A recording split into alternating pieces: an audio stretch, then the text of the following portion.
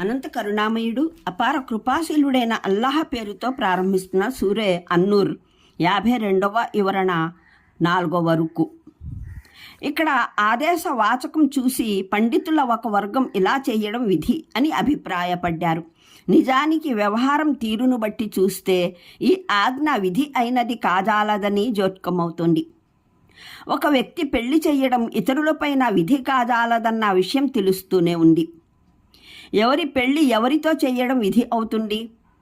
ఒకవేళ అది విధి అయిన పక్షంలో ఎవరి పెళ్లి వ్యవహారం దృష్టిలో ఉందో ఆ వ్యక్తి పరిస్థితి ఏమిటి? ఇతరులు తన పెళ్లి ఎవరితో చేయాలని నిర్ణయించినా తాను దాన్ని అంగీకరించవలసిందేనా? ఇలా చేయడం అతని విధి అయితే తన పెళ్లికి అతని ఇష్టాయిష్టాల ప్రమేయం లేదన్నమాట. మరి అతనికి నిరాకరించే హక్కు ఉన్నట్లయితే ఈ పెళ్లి చేయించే బాధ్యత ఉందన్న వ్యక్తి తన బాధ్యతను ఎలా నిర్వర్తించగలడు? ఈ కోణాలను బాగా అర్థం చేసుకుని వాటిని దృష్టిలో ఉంచుకునే ఫిఖహావేత్తలు సర్వసామాన్యంగా వెలిబుచ్చిన అభిప్రాయం ప్రకారం దేవుని ఈ ఆదేశం ఈ పనిని విధిగా కాదు అభిలషణీయం అని నిర్ణయిస్తుంది. అంటే సాధారణంగా సమాజంలో మనుషులు అవివాహితులుగా ఉండిపోకుండా ముస్లింలు గమనిస్తూ ఉండాలి. కుటుంబంలోని వారు, మిత్రులు, పొరుగువారు అందరూ ఈ విషయంలో ఆసక్తి కనబరచాలి. ఇంకా అనాథలైన వారి విషయంలో ప్రభుత్వం సహాయపడి ఈ పని నెరవేర్చాలి. పెళ్ళి అయిన ప్రతి వ్యక్తిని అల్లాహ్ ధనవంతుడు చేసి వేస్తాడని దీని భావం కాదు. దీని అసలు ఉద్దేశం జనులు ఈ వ్యవహారంలో మరీ లెక్కలు చూడటం భావ్యం కాదు అన్నది. ఇందులో అమ్మాయి కుటుంబీకులకు కూడా ఆదేశం ఉంది.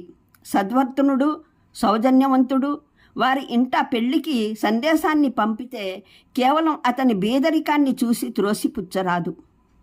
అలాగే అబ్బాయి ఇంటివారికి ఉపదేశం ఉంది.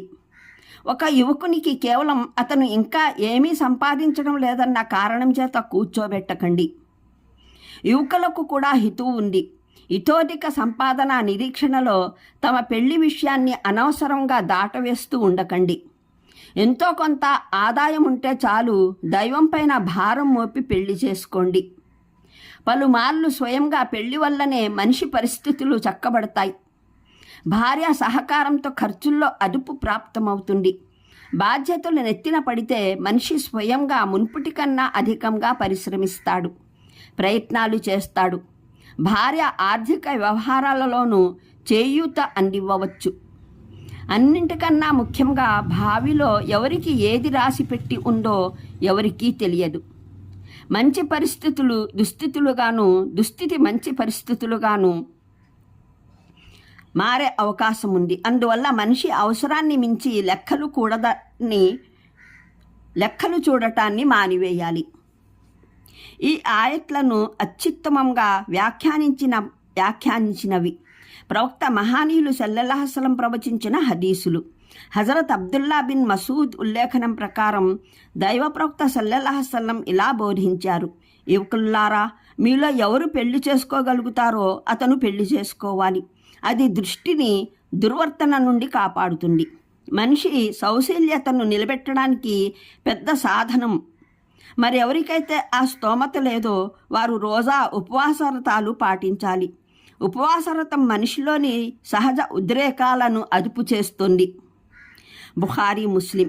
ప్రవక్త శ్రీ సల్లల్లాహు అలైహి వసల్లం ఇలా సెలవిచ్చారని హజరత్ అబూ హురైరా ఉల్లేఖించారు: 3 వ్యక్తులకు సహాయం చేయడం అల్లాహ్ బాధ్యత.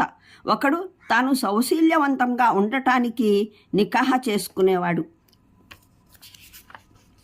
రెండవతను తమ విడుదల కోసం ఒప్పందం చేసుకొని ధనం చెల్లించే సంకల్పం చేసుకున్న బానిస, ముకాతిబ్. మూడవ వ్యక్తి దైవ మార్గంలో నిరంతర కృషి జిహాద్ కోసం బయలుదేరినవాడు. తిర్మిజీ, నసాయి, ఇబ్ను మాజా, అహ్మద్.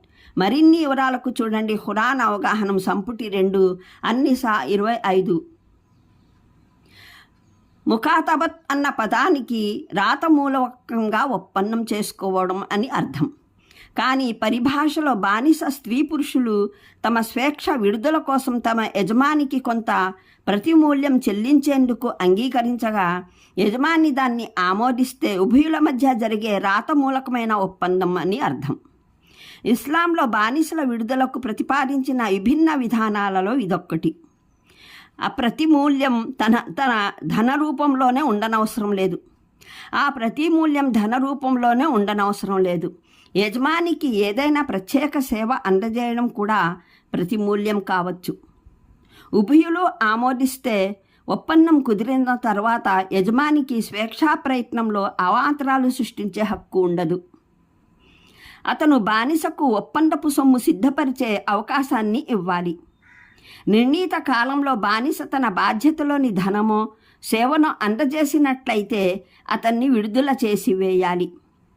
హజరత్ ఉమర్ పరిపాలనా కాలంలో జరిగిన ఒక సంఘటన. ఒక బానిస తన యజమానురాలితో ఒప్పందం చేసుకుని నిర్ణీత వ్యవధికి ముందే ఒప్పుకున్న ధనం చెల్లించేందుకు ఆమె వద్దకు వెళ్ళాడు. యజమానురాలు, నేను ఒకేసారి తీసుకోను, నెలసరిగా సాలువారీగా తీసుకుంటాను అని చెప్పి పంపివేసింది. బానిస వచ్చి మహానియా ఉమర్కి నివేదించుకున్నాడు. ఆయన ఈ డబ్బు బైతుల్మాల్ ప్రభుత్వ ధనాగారం ట్రెజరీలో జమ చేసి వెళ్ళు, ఇక నీవు స్వతంత్రుడివి అని పురమాయించారు. తరువాత యజమానురాలికి నీ డబ్బు ఇక్కడ భద్రంగా ఉంది, ఇప్పుడు నీవు ఒకేసారి తీసుకోవచ్చు, లేదా మేము నీకు సాలువారిగా లేదా నెలసరిగా అందజేస్తూ ఉంటాము అని చెప్పి పంపారు. దార్హుట్ని అబూ సయీద్ మఖ్బరవి ఉల్లేఖనం.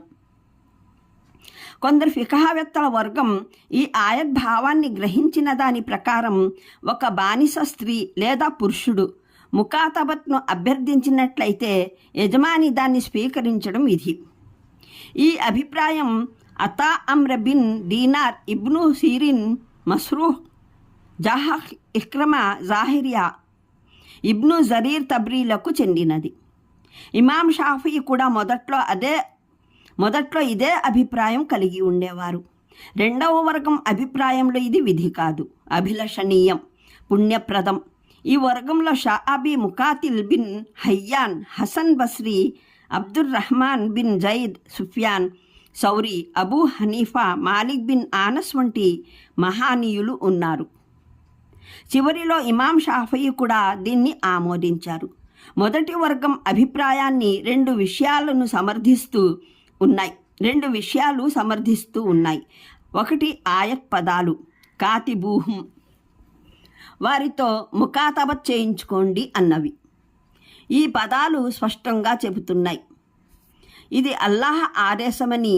మరో విషయం విశ్వసనీయ ఉల్లేఖనాల ద్వారా రుజువైనది ఒకటి ఉంది. ప్రఖ్యాత హదీసువేత్త, ఫిఖహావేత్త మహానియా ముహమ్మద్ బిన్ సీరిన్ తండ్రి సీరిన్ తన యజమాని హజరత్ ఆనస్ని ముకాతబత్ కొరకు అభ్యర్థించగా దాన్ని అంగీకరించడానికి ఆయన నిరాకరించారు. అప్పుడు సీరిన్ హజరత్ ఉమర్ రజీ వద్ద హక్కు వెళ్ళారు. ఆయన మీకు జరిగినదంతా విని కొరడా చేత పట్టుకొని హజరత్ ఆనస్ పైన మండిపడ్డారు.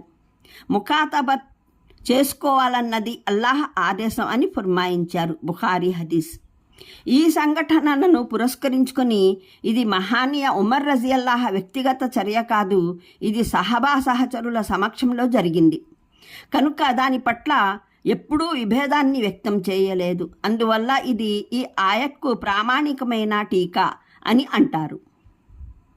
రెండవ వర్గం చెప్పేది ఏమిటంటే అల్లాహ్ కేవలం వారితో ముకాతబత్ చేసుకోండి అని మాత్రమే అనలేదు, మీకు వారిలో మంచి అన్నది ఉన్నట్లు గోచరిస్తే అనే నిర్బంధాన్ని పెట్టాడు. ఈ మంచిని గాంచే నిర్బంధం యజమాని అభిప్రాయం పైన ఆధారపడి ఉంది. దీనికి ఒక నిర్ణీత ప్రమాణమంటూ ఏదీ లేదు. దాన్ని ఏ న్యాయస్థానము పరిశీలించజాలదు. అనంత కరుణామయుడు అపార కృపాశీలుడైన అల్లాహ్ పేరుతో ప్రారంభిస్తున్న సూరే అన్నూర్ 52వ వివరణ 4వ వరకు. ఇక్కడ ఆదేశ వాచక